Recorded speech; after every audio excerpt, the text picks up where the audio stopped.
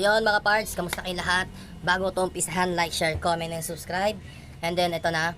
So nandito na nga tayo sa ating mga dashboard ng ating cellphone. So kailangan mga parts, meron tayo ditong application na gagamitin na dalawa. So unang-una sa lahat, itong KineMaster. Ayan. KineMaster ang gagamitin natin. Ito. KineMaster at saka itong i-record screen recorder. Yan. Yan dapat ang gagamitin natin. Ayan. Tapos proceed tayo mga parts. So kailangan install niyo yan dito sa gamit yung tawag dito Play Store. So na-download ko na siya dito sa Play Store. Tapos sa KineMaster, na-download ko na rin siya galing sa Play Store. So kailangan meron kayong dalawang apps na gagamitin para dun sa pag-reaction nyo ng video. Okay, so mga parts, ito yung dalawang yon. Ayan. So unang-una, magpupunta muna tayo dito sa recorder screen. Ayan. Tapos isi-setup nyo muna siya. Punta lang kayo ng settings bago kayo mag-start, no? Punta kayo ng settings, i-setup nyo muna yan. Tapos quality, pwede 1080p, yan. Lahat i-setup nyo. Tapos sa pag-on ng camera nya, ganito. Kailangan din natin ng camera ni recorder. So naka-on na to, camera naka-on na, tapos yung recording audio naka-on din dapat yan. Palagi yan, lagi yan sabay mga parts. So ito. Pangalawa, punta tayo dito sa KineMaster. Ayan. Babalik ko lang kasi alam ko dito na ako nang galing kanina. So mag-ano tayo, dahil ito yung andito na tayo sa KineMaster. Ito namang KineMaster na to mga parts, updated na to. So dito lang tayo sa new project, sa pinataas ng orange na to. Ayan. Tapos pag ano nyo dyan, pagka dating nyo dyan sa specs na yan, pipili lang kayo dyan mga parts kung alin dito sa anim ba to? Sa 7 na to, kung anong size. So ito lang naman madalas ang ginagamit dyan, regular at standard yon. Standard yan pang TikTok o YouTube o kahit anong video kung gusto mong patayo or pahiga para makita yung buong paligid ng videos na ginagawa mo para sa YouTube o saan mo i-upload. Okay? Tapos mga parts, syempre dahil nga magre-reaction tayo, pangit naman na mag-reaction at tayo yung video. So dito lang tayo sa isa. Ito, pindutin ko na lang to. Ito. Yan. Yan yung gagamitin natin. So, click lang natin yan. Tapos, create. Yan, mga parts, pansamantala kong pinost kasi para makita nyo rin ako. So, itong camera na to, pwede nyo siyang pindutin. Ayan, tapos pwede nyo siyang palakihin. Pwede nyo rin siyang paliitin. So, gusto ko maliit lang para mas kitang-kita ko yung videos. So, mga parts, nandito siya sa itaas. So, pwede nyo siyang paliitin. Ayan paliitin or palakihin ng sagad. Okay? Tapos, pwede nyo siyang ilipat-lipat. Depende sa gusto nyo. Kung anong gusto nyong size. Basta nandito tayo sa KineMaster. Yan Ayan. Dito. Bahala na kayo kung saan kayo komportable. Pero ako kasi, dito gusto ko sa pinakababa. Yan. Yan yung gusto kong pwesto ng pagre-record ko. So, ayan. Tapos, pipili tayo dito mga parts sa ibang tayo sa media. Pindutin lang natin to. Sana yun. Higit lang. Medyo lag tayo mga parts. Ito. Media. Pindutin nyo yan. Okay. Tapos, pag pindot nyo, dito sa may taas mga parts, halo-halo kasi to sa KineMaster. Nakahalo yung video, tsaka picture, screenshot, lahat nakahalo yan. So ang gagawin nyo, para hindi na kayo malito kasi video naman yung hahanapin nyo para mag-reaction video lang kayo. So ito lang pipindutin nyo mga parts. Ayan, pindutin nyo yan. Nakikita nyo yan. Tapos dito sa pinakababa. So gaya nga ng sinabi ko, ito yung tinutukoy ko. Ayan. Tsaka itong picture. Pag picture lang gusto nyo, picture lang. Pag video lang gagawin nyo. So video tayo. Ayan, nakaseparate na lahat. Wala nang nakahalong picture. So kung ano-ano mang screenshot. Puro videos lang lahat. So meron ako ditong dinownload yung sarili kong upload sa YouTube na tutorial. So halimbawa yun yung video na gagawin ko ng reaction. So ito ipapakita ko. Ito. Nasaan na yan? Ito. Sinave ko siya sa KineMaster. Ayan. Ito. Pindutin ko yan. Okay. So halimbawa ito yung ko. Sabay X lang natin. Ayan. So halimbawa ito yung video na gusto nating gawa ng reaction. Halimbawa Halimbawa, may nasemplang or may nag-rap or may kumanta na hindi maganda, sintonado, or meron kayong gustong gawa ng reaction tungkol dun sa mga kagaya nila Tony Fowler o kung ano man yung mga issues na nakikita nyo, or meron kayong maling nakita, gusto nyo gawa ng reaction video. So halimbawa ito yon. Okay, so pwede nyo ito ilipat mga pards. So ang gagawin nyo lang para di tayo makapiright, kasi naka-upload na to pindutin ko lang tong ito, pipindutin ko lang to, ito mismo, itong mismong video na to, pindutin ko kahit saan dyan, yung hilera na yan, pipindutin ko lang yan. So pindutin ko yan, may lalabas ditong mixer, ito sa taas yung yung logo ng volume. So pindutin ko yan, and then pagka pindot ko dyan mga parts, isisiro ko lang yan. Okay, isisiro ko lang siya para hindi tayo makapiright or matrace ni YouTube na nag-re-upload tayo na ginawan lang natin ng reaction video. Okay, so pwede naman kahit maglagay kayo ng konting boses or konting audio nung video yung in-upload nyo. Tapos pwede nyo siyang i-change. Pwede nyo dito sa pinababa, hanapin nyo yung volume developer. Volume developer, wala din yan, volume pala. Voice changer, yan. So, nandyan yung two-face, alien, yung parang hindi ko na ipi-play. Tapos, chickmunk, ito yung unggoy. Unggoy na maliit na yung boses. Tapos, chorus, lahat pipili kayo dyan. Kung gusto nyo mag-reaction video ng mga kanta o mga sikat na vlogger tungkol sa mga tissues nila o issues nila, ang gagawin nyo lang, mga parts, kung gusto nyo talaga may audio lahat yun, i-change nyo na lang. I-change voice changer nyo na lang para maiwasan nyo yung pagka-copyright. Okay? Para halimbawa, kung kada salita nila, okay? Tapos, pagkapili nyo, ako kasi gusto, hindi ko lang nalagyan talaga ng boses to kasi na-upload ko na So, halimbawa, ipi-play, idulo na natin. Halimbawa, ito yung video na yun. Alam halimbawa, online suntukan daw to. Okay, play natin. So, habang nagpi-play yan, nagsasalita na tayo ngayon dito. Ganun mag-reaction video. So, pagsasabayin mo lang tong dalawa, so yun lang gagawin nyo mga pards. Habang nagre-reaction kayo, syempre naka-play tong screen recorder nyo. Okay? So, habang naka-play yan, punta na kayo kagad sa KineMaster. Tapos, mag-edit na kayo. So, una, nakaganyan yung pagpipilian. Tapos, ang gawin nyo, bago kayo mag-start mag-record, i-cut nyo na, i-pause nyo na, i-stop nyo na, tapos, i-ganto nyo na yung cellphone nyo. Tapos, mag-another play na kayo ulit. Okay? So, pagka play nyo ulit, nakaganto na siya. Okay? So, ganun lang gagawin nyo mga pards. Yan. Tapos, i-play lang natin. Halimbawa, yan yung bibigyan natin ng reaction. Ayan, nandito tayo, nagsasalita. Habang nagsasalita tayo, naka-play yung video na pinapanood natin. Tapos, nagre-reaction tayo. So, ito yung isa pang sample ko mga pards. Halimbawa, ito. Magtatap tayo dito ng isa pang video na gusto kong bigyan ng reaction. Gusto ko makita ka puro videos na. Ayan, download. Ito. Tapos, syempre, ito kasi nakatayo to So, pwede naman kahit nakatayo. Tapos, i-off natin yung ayan. So, pwede naman nakatayo din na mag-reaction video kayo na ganyan. Tapos, ang gawin nyo na lang para siguro may background yan. Magtatap na lang kayo ng picture dito. Ito. Settings. Magtap kayo ng picture dito. Sa layer. Pindutin nyo yung layer. Ayan. Pag pindot nyo ng layer, punta kayo dito sa media. Sa pinakataas ito. Media, effects, sticker, media ang pipindutin nyo. And then, maglagay kayo ng picture. Halimbawa, ito yung iba background. Basta picture, kahit anong anything picture. Ayan. I-click nyo lang yan. Tapos, i-zoom nyo lang siya. Ay, lumaki. Yan, pwede na siguro yan. Sample lang naman. Yan. Picture. Dikit nyo lang yan para hindi blanco. Tapos, isa pang picture ulit. Halimbawa, yung picture nyo sa yung in-edit nyo, mag-edit na lang din kayo ng picture na gusto nyong igilid dun sa reaction video na gusto nyong panoorin.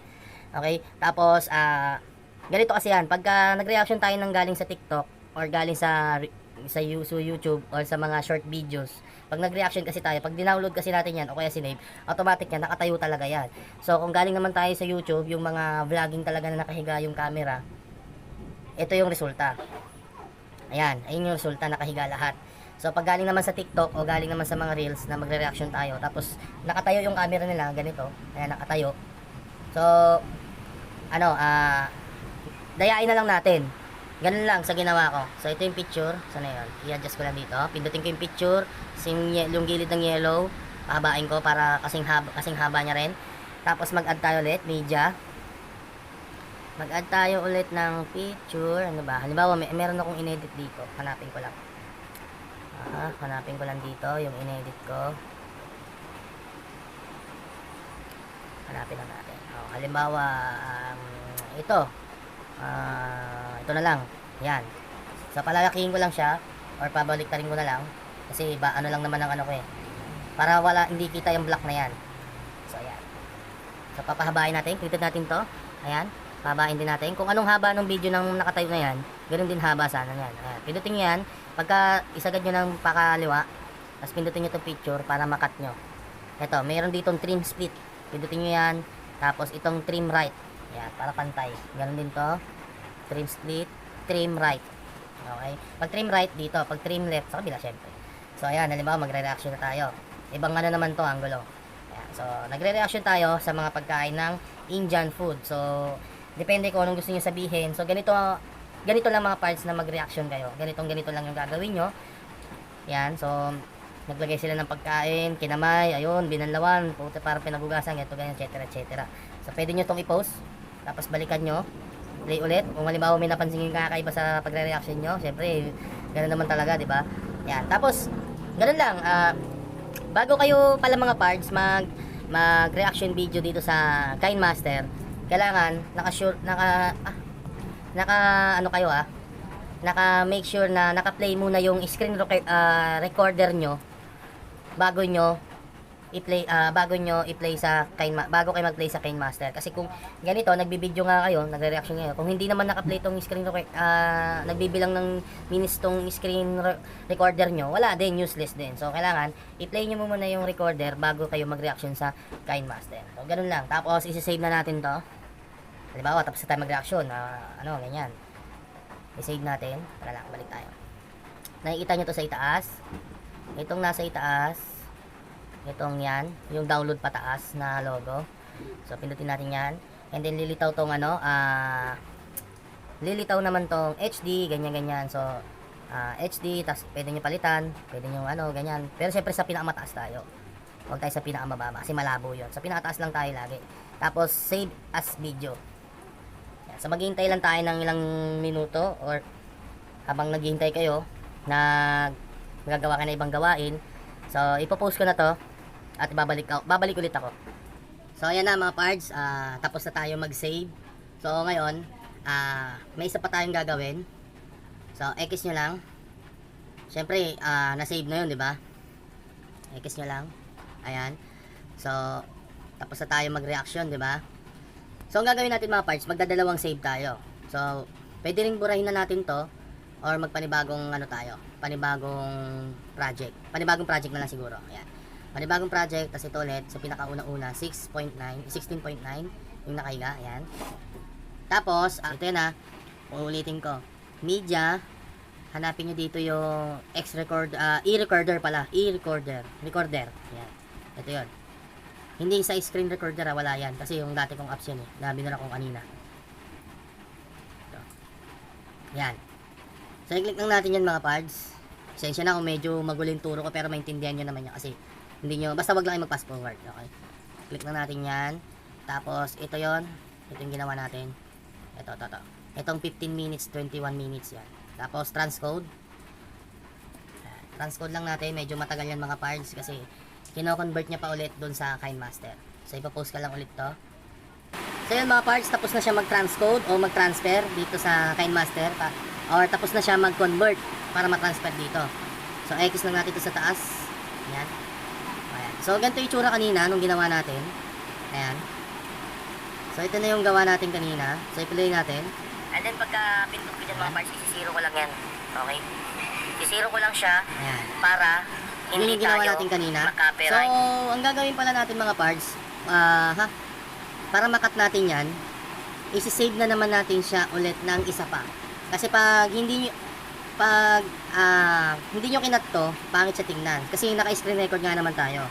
So, i-save lang natin siya kasi yung pag-save natin kanina, doon yung sa screen record. So, kung naka-screen record natin siya sinave, hindi natin siya may papasok dito. Kasi ang bala ko sana ikakat talaga siya. So, ayan o. Hindi natin siya mapapasok. Ganito ang itsura niya o. Sa record yan. So, ganyan siya. Ang bala ko sana, ang gagawin kasi, pag ganyan kasi ng senaryo, hindi siya makapasok. Kailangan mo na siya ma-transfer. So, hindi natin ito makakat pag nandito lang tayo sa media. Pag nag-media tayo, galing sa media yung in-upload na pinasok natin. Walang nakalagay na cut dito. Wala, as in wala. So, para makat natin yan, isi-save na lang natin to.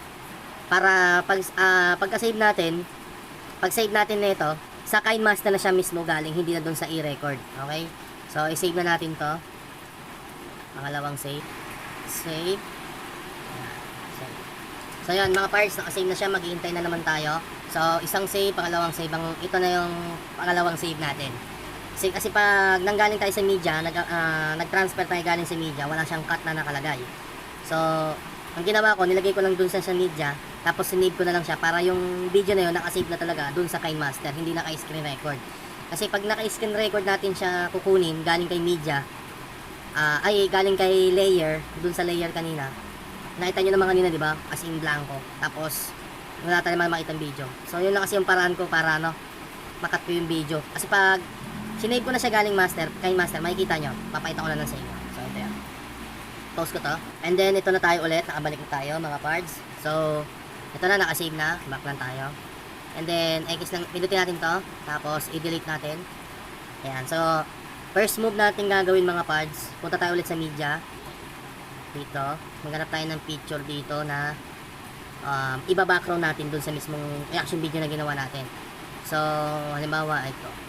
So, kailangan pag nag-upload kayo ulit, kailangan meron kayong background para makat nyo yung video na yun. Hanap tayo ng picture na kaya lang, punta natin sa picture. Paano na ako malito? Ito, halimbawa, ito. Or, ito na lang. Ito na lang. Ayan. Mali, burahin ko. Maliit siya masyado. Okay. So, papalakihin ko lang to, pahabain natin. Kung ilang minutes yun, lang din ang gagawin nating haba. Okay. After natin maglagay ng background, ilagay naman natin, dito naman tayo sa layer. Ayan, sa layer. Ayan. Pagpunta natin sa layer, sa media. Tapos, punta na tayo dun sa may KineMaster. Sana yun? Ito. Yung sinave natin kanina. Kasi kanina, yung unang save nga natin, gaya ng sinabi ko kanina, nandito siya sa screen record. Sa ibaba ng KineMaster. Ayan, screen record. Ngayon, hindi natin siya may pasok dito sa ilalim. Para ikat. So, sinave natin siya ulit para doon na siya nakasave mismo sa KineMaster. So, since na nakasave na siya sa KineMaster, pindutin na natin tong KineMaster. Ayan. Sabay, pindutin natin to. Itong ginawa natin na ito yan. Ito. Ito yung ginawa natin. Sorry mga parts magulo turo ko kasi ang dami kong ginagawa kasi talaga ngayon. Ito, ayan, pindutin natin yan. Ayan, so transfer na siya, di ba? Ang gagawin natin, pindutin natin to. Ayan, nakadilaw na siya, di ba? Itong nasa, ito, baka malito na naman kayo. Ito, nakadilaw na tong layer na to, di ba? So, ang gagawin nyo lang, hanapin nyo dito yung yung crop. Ito yung wala kay media, yung doon sa taas Cropping, ito. Cropping, ito. Cropping. Okay. Pindutin nyo lang yan. And then, hawakan nyo to. Ayan, pwede nyo siyang liitan. Alisin. Ito yung sinasabi ko kanina kasi kung hindi nyo siya ika-crop, makikita lang gawa natin sa KineMaster. Ayan. Crop nyo lang yan. Ayan, gilid-gilid lang hawakan nyo para makrop nyo siya. Ayan, tapos yan. Isasakto nyo siya. And then, pindutin nyo lang tong cropping sa taas ito, yung back. Ito. Ayan, back. Okay na yan. Ayan, pindutin nyo yan. Okay na. So, nakrop na siya, diba? So, i-zoom out nyo lang siya. I-zoom out, palakihin nyo. Ayan. Ayan. Ayan. So. Ayan. So, naka-zoom na siya. So, i-play natin. Mag-another play na kayo ulit. Ayan. Okay. So, ito na, diba? Kailangan kasi natin tong background na to para maipasok natin siya dun sa ilalim. So, kailangan nyo i-save sa Ayan. Save na natin siya. Ayan. Tapos save as video. So maghihintay na naman tayo ulit. Final na yon, 4 na save. So yan mga parts, tapos na. Napahaba ang tutorial natin. So punta tayo dun sa ano natin. Dito sa may ano natin. Photos. Ayan. Hanapin natin ng album. Video. Mga parts, nandito na. Nagpunta ako sa album, nakita ko siya dito sa videos. Kasi ito. Tapos balik rin natin. Ayan. Ito na siya. Ayan. Yung video na yun. Ayan ha. Halimbawa. Ito na. Okay. Yan, so nakita nyo naman mga parts. Sila ng pagkain. Nakita nyo naman mga parts, no? Talagang ano na tayo, nag-play na tayo nung isinave natin. So, ganun lang yung gagawin nyo. Okay? Oh. So, pinakita ko na dito. Ayan, tapos pakita ko na yung end. Nag-end ako dito sa may... Saan ba yun? O, ayan, halimbawa, ayan. Play natin. O, diba? Pinlay ko na siya. So, kita-kita nyo naman, diba? So, pwede na kayo mag-reaction video. Kung gusto nyo magawa ng reaction video, gaya na ito, paituro na lang din sa iba. Tsaka gawin nyo muna bago nyo ituro sa iba. So, sana nag-enjoy kayo. Like, share, comment, and subscribe. Thank you. Maraming salamat.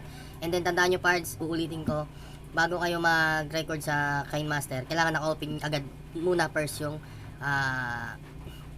screen recorder nyo bago kayo mag-save. Okay?